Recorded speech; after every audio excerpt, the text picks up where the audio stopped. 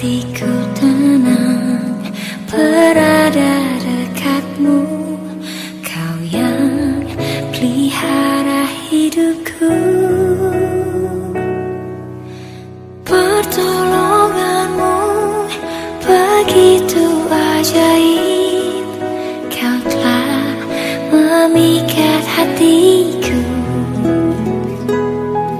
Di saat aku tak sanggup lagi, di situ tanganmu bekerja.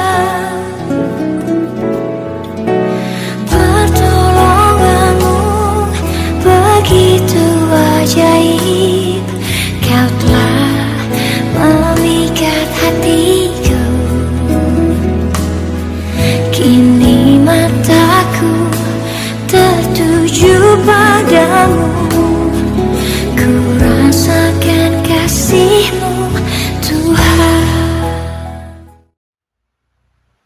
Selamat berjumpa kembali dengan semangat yang baru, jemaat yang dikasihi Tuhan, dimanapun kita semua berada.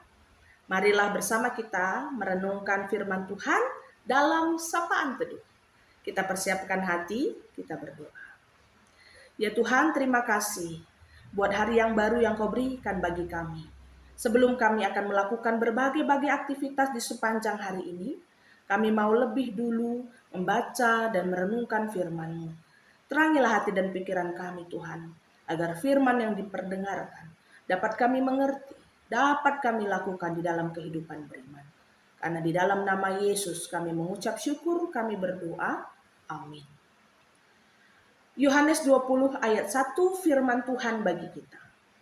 Pada hari pertama minggu itu, pagi-pagi benar ketika hari masih gelap, pergilah Maria Magdalena ke kubur itu, dan ia melihat bahwa batu telah diambil dari kubur. Saudara-saudari yang terkasih, ada sebuah lagu bertemakan Paskah yang berjudul Sebab Dia Hidup.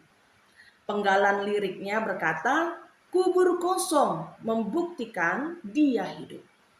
Bagi kita saat ini, lirik lagu tersebut tentu bisa mewakili iman kita yang telah sungguh percaya, sungguh meyakini bahwa Yesus telah bangkit dan mengalahkan maut. Namun jika kita mencoba kembali merasakan bagaimana kira-kira pengalaman murid-murid Yesus yang pada saat itu menyaksikan sendiri kubur Yesus yang kosong, jelas itu bukanlah pengalaman yang mudah dimengerti dan diakukan. Kalau kita melihat teks Yohanes 20 ayat 1 tadi menyebutkan bahwa Maria Magdalena menjadi saksi pertama yang melihat kubur Yesus telah terbuka. Karena pagi-pagi benar saat hari masih gelap, di mana orang lain belum terjaga dari tidur, Maria Magdalena sudah bergegas pergi ke kubur Yesus. Dan dia dengan sengaja pergi pada saat gelap, selagi belum ada orang yang dapat melihatnya. Karena suasana pasca kematian Yesus memang masih penuh ancaman dan ketakutan bagi para murid. Maria pergi ke kubur Yesus sebenarnya bukan karena dia yakin Tuhan itu akan bangkit pada hari yang ketiga setelah kematiannya. Melainkan Maria pergi ke kubur untuk memberikan tanda hormat, tanda kasihnya kepada Yesus. Bahwa dia pun menjadi murid yang merasakan duka yang mendalam. Serupa dengan apalah yang biasa kita lakukan saat kita berziarah ke makam, kita akan membawa bunga yang indah, bunga yang harum. Kita juga akan membersihkan makam. Menjadi salah satu cara kita menunjukkan rasa kehilangan. Kita rindu, kita memiliki kasih dan penghormatan untuk mengenang kembali perbuatan baik ataupun masa-masa kebersamaan dengan mereka yang telah meninggal. Maria Magdalena melakukan itu.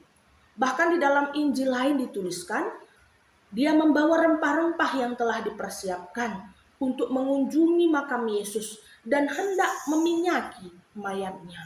Tentu sama sekali tidak terpikirkan bagi Maria telah mendapati batu besar penutup makam terguling hingga melihat makam itu terbuka dan kosong. Yang dirasakan Maria tentunya dia terkejut, dia takut, dia khawatir. Kalau mayat Yesus itu telah dibawa pergi oleh orang-orang yang membencinya. Tentu jika itu terjadi, para murid tidak tahu lagi harus berbuat apa. Karena harus melepas Yesus, guru, orang yang dikasihinya, pergi. Bahkan mayatnya pun tidak dapat ditemukan. Karena itu, dalam kepanikan, Maria jelas tidak akan mengingat lagi bahwa janji Yesus tentang kebangkitannya. Karena memang kebangkitan orang mati adalah hal yang sulit dimengerti, dianggap mustahil, tidak gampang diterima logika, dan terlebih tidak berlaku pada pemahaman mereka pada saat itu. Mana mungkin seorang yang mati bangkit kembali. Tetapi mereka lupa bahwa Yesus itu berkuasa di atas maut. Dan jika kita mau melanjutkan membaca ke ayat-ayat berikutnya, dituliskan bahwa Maria pada saat melihat kubur Yesus terbuka dan kosong, dia lekas pergi dari makam dan memberitakan kepada murid Yesus lainnya tentang apa yang didapatinya, bahwa Tuhan telah diambil orang. Itulah pesan Maria kepada murid-murid. Hal ini tentu membuat kesedihan bagi seluruh murid Yesus. Bahkan Petrus yang mendengar itu langsung membuktikannya, dan ternyata benar apa yang diberitahukan dalam kesaksian Maria Magdalena. Hingga kemudian Yesus sendirilah yang menampakkan diri kepada para murid. Dia membuat sebuah perjumpaan dengan para murid, dan hal ini akhirnya menggantikan perasaan takut, duka, ragu. Semua itu berganti menjadi sukacita, menyaksikan bahwa benar kubur Yesus memang kosong. Tetapi bukan tanda mayat Yesus itu dicuri, melainkan kubur kosong membuktikan dia hidup. Saudara-saudara yang terkasih di dalam Tuhan, saat ini kita adalah saksi iman tentang Yesus yang bangkit dari kematian. Yesus itu telah melayakkan kita untuk beroleh kemenangan di dalam Dia. Memang kita tidak melihat langsung peristiwa kematian dan kebangkitannya, namun iman kita sungguh percaya sehingga apa yang dirasakan para murid waktu itu juga menjadi bagian kita saat ini. Segala ragu, takut, cemas dalam kita menjalani hidup, saat secara pribadi kita telah berjumpa dengan Yesus, maka segala hal itu digantikannya dengan sukacita, ketetapan hati untuk turut di dalam kemenangannya. Yesus itu sungguh adalah Tuhan yang di dalam karya kasih, kuasanya telah dinyatakan bagi kita. Dialah Allah yang hidup, yang telah memberikan pengharapan baru bagi kita yang percaya kepadanya. Maka masih bolehkah kita ragu hidup di dalamnya? Jawaban itu ada di hati kita masing-masing.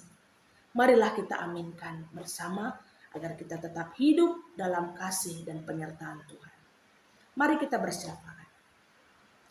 Tuhan, kami sungguh bersyukur telah mendengar firman-Mu.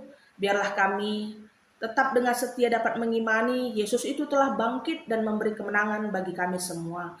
Sehingga sungguh-sungguh tidak ada lagi keraguan, kesedihan, kecemasan, ataupun kedukaan yang berlarut-larut di dalam kami menjalani hidup. Karena Yesus itu telah bangkit yang memberikan bagi kami pengharapan baru.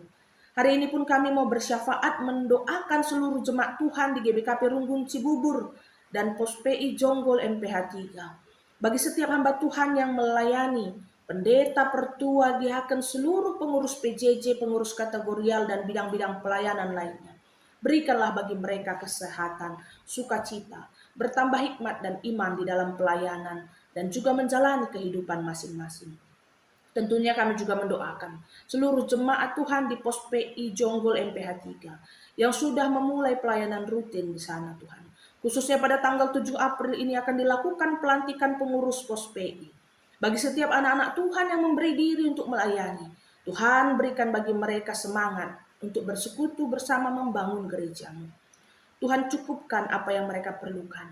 Begitu juga untuk Runggun yang melayani boleh selalu bersukacita dalam pelayanannya. Agar seluruh jemaat GBKP Runggun Cibubur dan Pos PI Jonggol MPH 3 secara pribadi, keluarga masing-masing keluarga, berikan kesehatan, rezeki, pekerjaan yang baik dan kesatuan hati untuk melayani.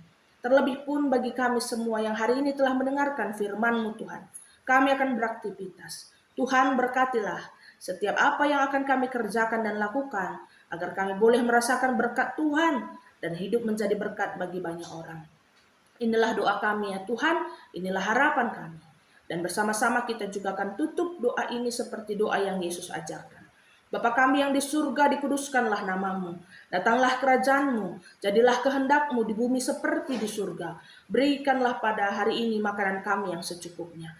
Dan ampunilah kesalahan kami, seperti kami juga mengampuni orang yang bersalah kepada kami. Dan janganlah membawa kami ke dalam pencobaan, tetapi lepaskan kami daripada yang jahat. Karena Engkaulah yang punya kerajaan dan kuasa dan kemuliaan sampai selama-lamanya. Amin. Selamat beraktivitas bagi kita semua. Tuhan Yesus memberkati.